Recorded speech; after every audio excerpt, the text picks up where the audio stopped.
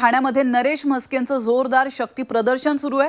नरेश म्हस्के हे ठाण्यातून उमेदवारी अर्ज दाखल करणार आहेत। अर्ज भरताना श्रीकांत शिंदे, प्रताप सरनाईक, रवींद्र फाटक आणि भाजप नेतेही उपस्थित आहेत। आपण या दृश्यांच्या माध्यमातून पाहू शकतो। यावेळी ठाण्यातून नरेश म्हस्केंना राजन विचारेंचं आव्हान असणार आहे। मविया उमेदवारांचं तलावामध्ये विसर्जन करू असं नरेश म्हस्केंनी म्हटलंय।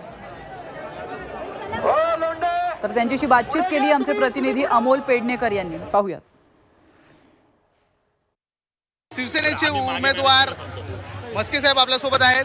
म्हस्केजी, काय पहिली प्रतिक्रिया द्याल? आज उमेदवारी अर्ज दाखल करण्यासाठी आपण जातो। आपण पाहताय जो काय प्रचंड प्रतिसाद आहे, कार्यकर्त्यांचा उत्साह आहे। एका कार्यकर्त्यालाही संधी मिळालेली, तो उत्साह या ठिकाणी तुम्हाला दिसतोय।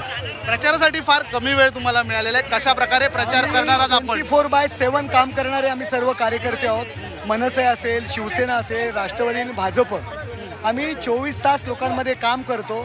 त्या अमृत नोनी गॅस्ट्रिन, अपचन, ऍसिडिटी, गॅस्ट्रबल ह्यापैकी तुम्हाला कुठलाही गॅस्ट्रिक प्रॉब्लेम झाला, उपाय एकच, अमृत नोनी गॅस्ट्रिन। मुळे आम्ही फक्त निवडणुकीपुरतं काम करत नाही।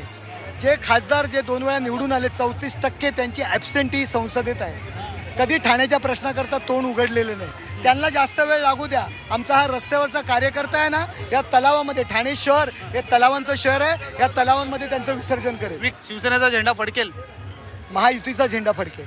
धन्यवाद आमच्याशी बातचीत केल्याबद्दल। महायुतीचा झेंडा ठाण्यावर फडकेल असा विश्वास आहे नरेश म्हस्के यांनी व्यक्त केलेला आहे। Video journalist Mangesh Amol Pednekar, Zee Media, Thane.